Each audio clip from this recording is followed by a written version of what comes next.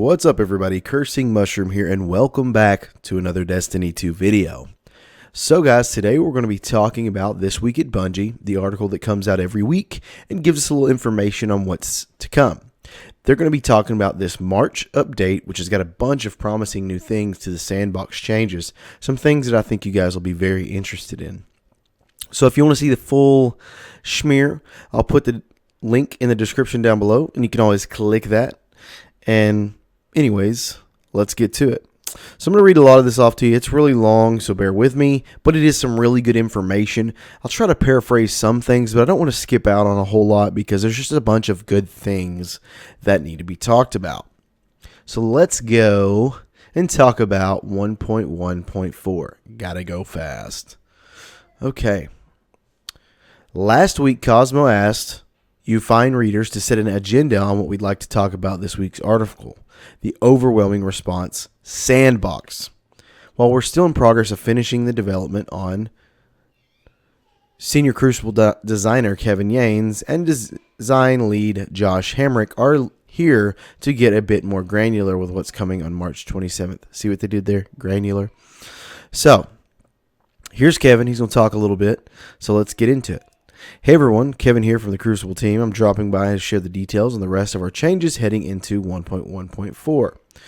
So, Iron Banner has become 6v6 Mayhem, features 90% fewer Nova Bombs, fixed this issue found during the Dawning, and Rumble has welcomed 2 additional players into the fray. There's a lot to get excited about in Update 1.1.4, but something the team really wanted to do was go back and refine the core experience. Okay, so looking at the feedback, it was clear the community felt there was 2 key areas for improvement in the Crucible. Time to kill and team shotting. These are 2 apparent issues that just drive Crucible sideways when it could be really fun.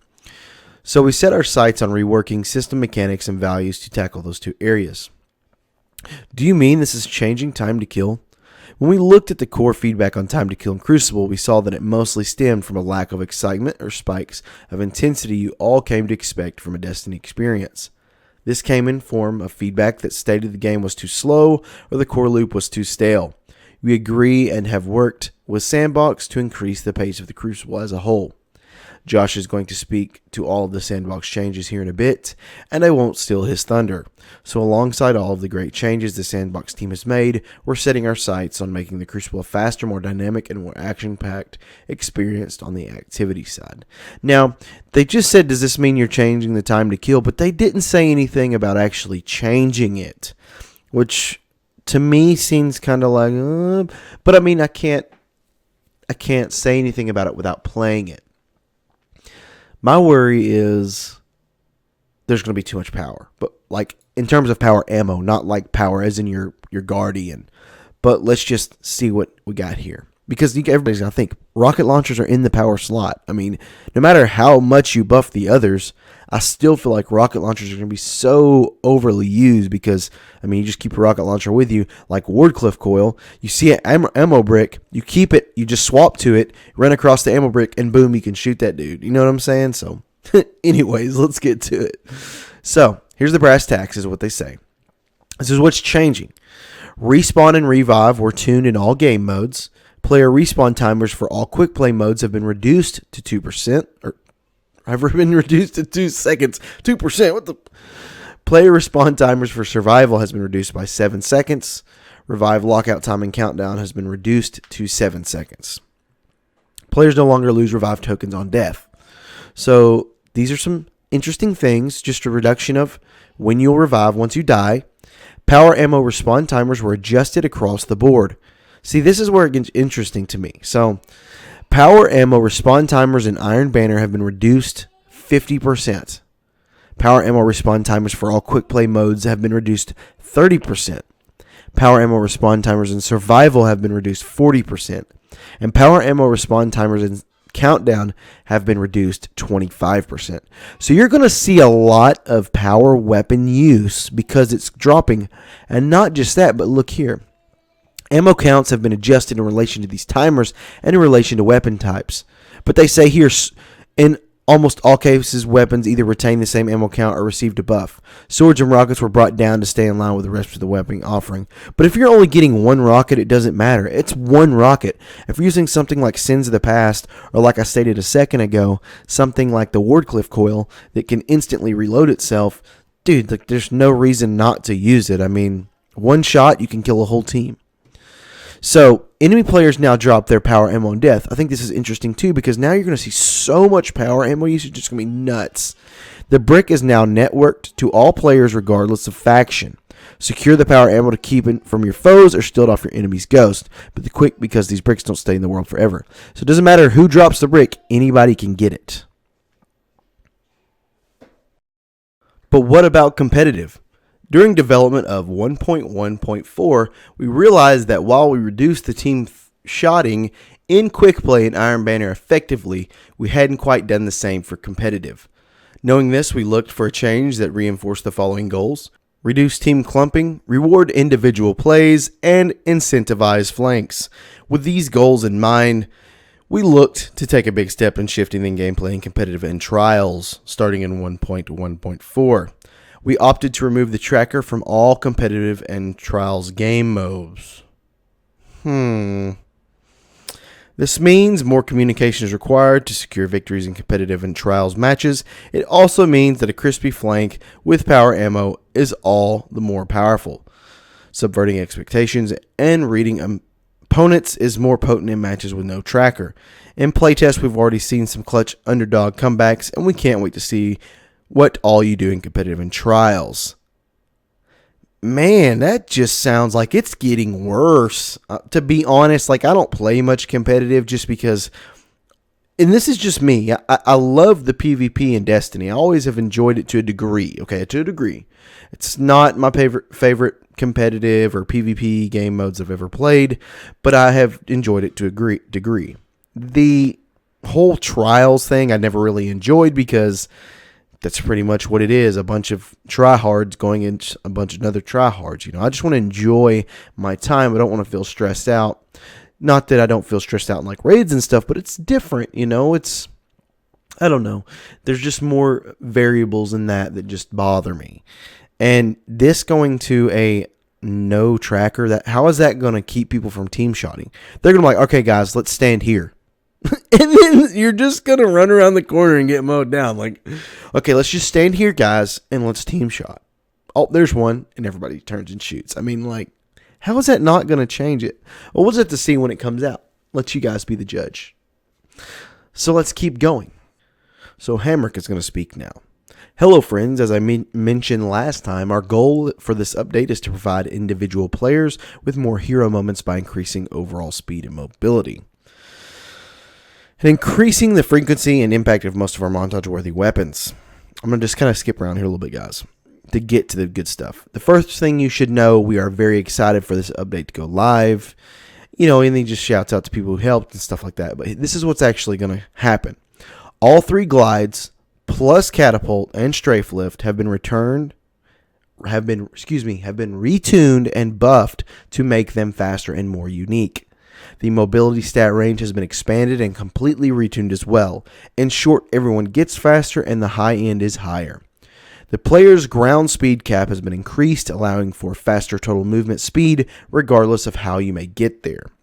Arcstrider, Sentinel, and Striker all move faster and at the same speed as one another while in their supers. I think that is a very good change personally, because I just feel like you're so slow when you activate your super that people just run away from you, and it kind of sucks, you know, to be fair.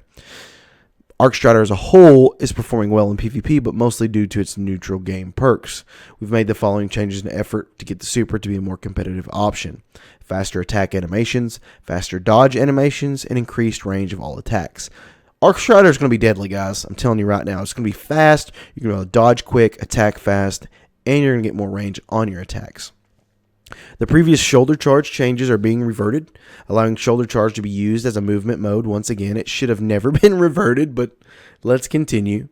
Dawnblade has been improved. Reduced cost for throwing swords, allowing for one additional throw.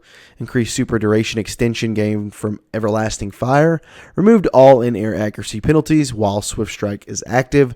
Reduced the Icarus dash cooldown. And increased the grenade and melee energy heat rises gives you per kill. I'm telling you guys right now, Dawnblade is going to be a force to be reckoned with. More than even Arcstrider, because Dawnblade, that Icarus dash, if it was a less of a cooldown before, it was 8 seconds, okay?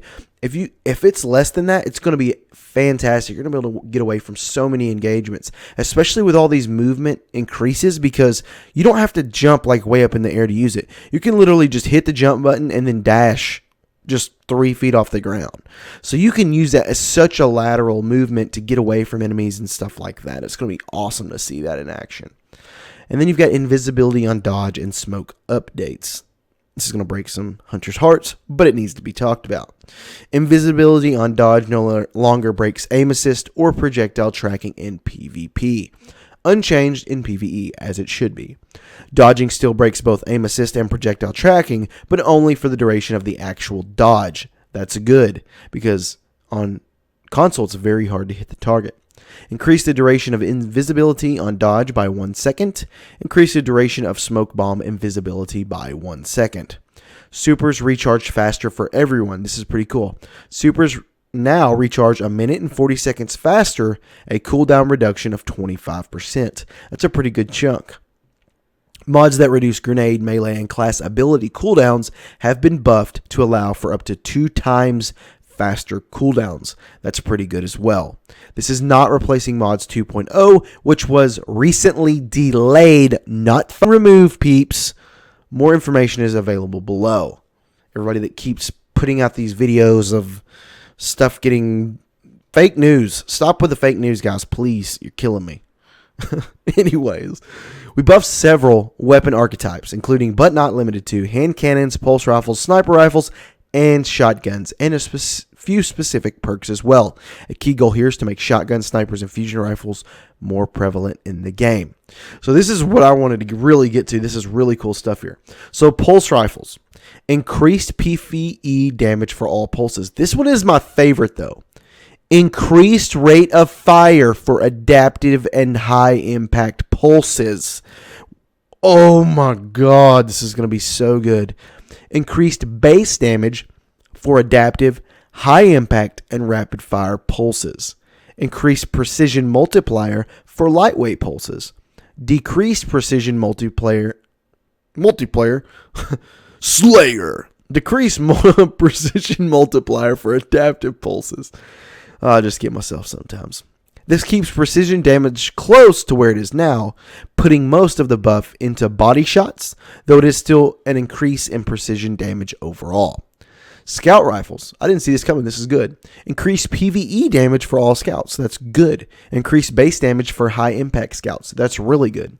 Hand cannon. Increased PvE damage for all hand cannons. Increased precision multiplier for precision hand cannons. Increased hipfire accuracy on consoles. And increased ADS accuracy on consoles. Yeah, because I'm going to be honest, I love hand cannons, and I used them on console because it's like my favorite type of weapon. And console and PC, I can use the same hand cannon and be like, it sucks, honestly, on console. So I'm curious to see how this affects PC, especially with pulse rifles, because pulse rifles are really good to use on PC.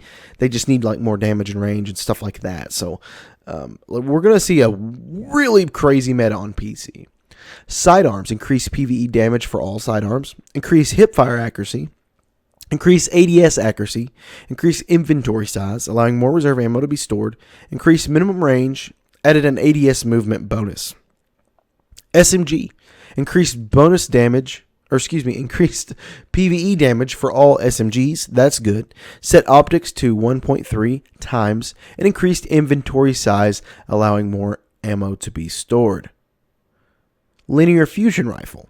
Increased PvE damage to all linear fusions, increased precision multiplier, increased aim assist, and reduced flinch multiplier. Shotgun. Increased PvE damage for all shotguns, increased inventory size, allowing more reserve ammo to be stored, increased aim assist for Suros precision shotguns. Sniper rifles, increased PvE damage for all snipers, increased precision multiplier, increased aim assist, and increased inventory size, allowing more ammo to be stored. Grenade launcher, just increased the blast radius. Assault rifles, this is where kind of like a nerf is. Decreased range and aim assist stats for precision autos, Uriel's gifts for instance. Base damage is not changed. It's really not that bad, guys. We don't need to have a auto rifle that can outperform a scout in terms of range. That's just not cool. A few weapon perks are also getting some updates. High impact reserves, increased PvE damage, which is really cool. High impact's now going to give you increased PvE damage. Kill clip, check this out. Increased PvE damage, guys. It's going to be rad. Same with Rampage. Increased PvE damage, increased duration. That was so needed, was the duration. Now you're going to be able to like use that thing and then reload it and still have it active probably. Dragonfly. Oh, this is so great. Increased damage, increased radius, stronger visual effects. Grave Robber, another one of my favorites. Reloads a half of the magazine instead of a third. Or 0.3, 30%. Time payload splits damage, 55 explosive, 45 direct instead of previous split, which was more direct damage. Explosive rounds. Decreased PvE explosive round damage. This decrease has been compensated with an increase in PvE damage for the base weapons. Your weapons with explosive rounds will not do less damage after 1.1.4 because of the simple fact that they're buffing the hand cannons. They wanted to make it not too strong. Now, with that little section being said, guys, I'm going to get some time here. I've got a couple weeks. I'm going to create a before and after for videos for each weapon. So I'm going to do like, for instance, just since we were talking about explosive here, let's say Better Devils, for instance. I know it's very popular. I'm gonna record gameplay now while the meta is still what it is. And I'm going to try to do that same exact gameplay. Now, I'm going to do it in PvE because it's going to be easier to track that way for me personally, even though I know there are some differences in PvE and PvP, but it will make it easier for me to get the same exact footage so there's not any variance. And I'm going to, once the meta comes out, once the meta changes over, I'm going to take that same weapon, I'm going to record some footage, and then I'm going to compile into one video, so that way you can see the difference of before and after, so you know what actually would be beneficial for you to choose. If there's something you really liked that just wasn't that powerful before, maybe my videos will help you find what is powerful again. So guys, let's continue. I just wanted to let you guys know about that because it's going to be something very important that I'm going to be working on probably for the next couple weeks. Probably going to take some time and do these because I think it's going to be something really good. Mods rework. First, let's talk about changes to the potency of ability cooldown mods. In our last update, we mentioned that we were going to wait and buff ability cooldowns at the same time we dropped the mods rework. Over the last few weeks, it has become obvious that the mod rework was going to need more time to come together due to the scope of changes. Of course, the decision which has already been accounted for in the last roadmap that you saw is ultimately going to be a win for all of us. It gives us more time to deliver something we will believe that will add value to the game. However, we understand we should not delay the much needed improvements to the ability cooldowns. So while there are many improvements to mods planned for the future, we're going to greatly increase the output for ability cooldowns in mods 1.1.4. So they're just restating that they are going to make the mod system much greater in the future, but they did want to ensure that there was better ability cooldown mod stuffs for when this patch comes out. Invisibility. Night Stalkers, the day of reckoning is upon us. Now, I'm not going to read all this because it's just saying like, oh, you know, the dodge is great. They're just trying to kiss butt on this. We're just going to keep going. Currently, initiate dodge or throw smoke. Dodging temporarily kills, aim assist, and projectile tracking, allowing you to actually dodge things. Smoke just immediately jumps to initiate invisibility. For the duration of the invisibility, aim assist and projectile tracking remain disabled.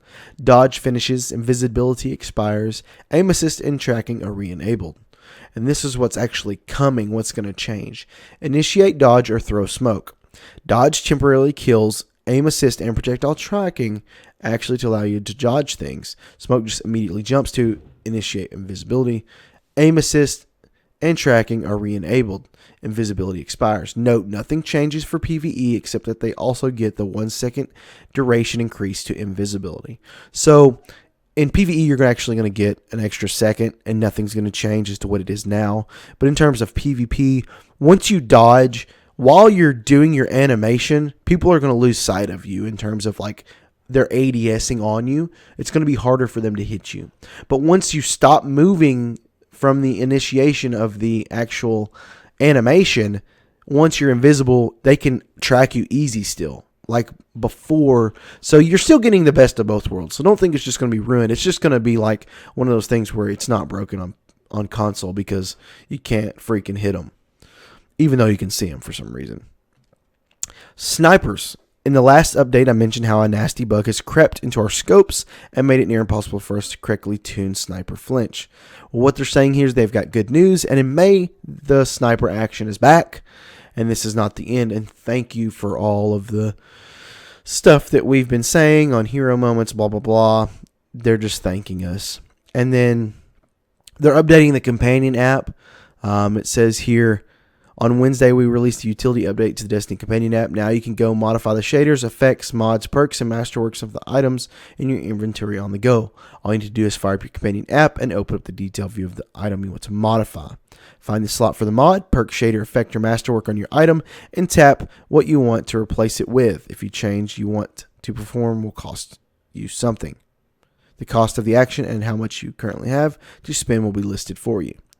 Now, before we leave here, guys, I want to say this is cool and all, but if you have a PC and if you're gaming on the PC or if it's close to where you game, I would highly recommend you download DIM, which is called Destiny Item Manager, and you can literally change everything on the go.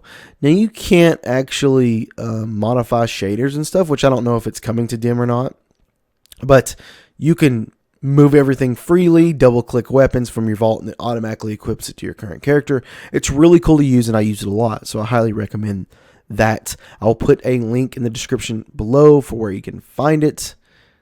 And, guys, this is going to be our TWAB this week. I'm really excited about the changes coming, and I hope you guys are as well. There's a bunch of good things coming to the Sandbox change, and I hope to see you guys again in the Destiny universe. I have still been playing, but I know it's very hard to find people to play with. My clan is pretty much dead other than myself and maybe one or two other people, and especially since I've gone to PC, I don't have anybody in the clan on PC. So if you want to join my clan on PC to give me someone to play with, that would be awesome. It's the MushroomMilita at Bungie.net. Well, guys, it's been great. It's been good. I hope you have a great afternoon, morning, day, or night, wherever you may be. Cursing Mushroom out. Hey, everybody. Thanks for watching my video. Don't forget, if you really enjoyed this video, you can always subscribe to my channel with the little red bar in the description or comments down below.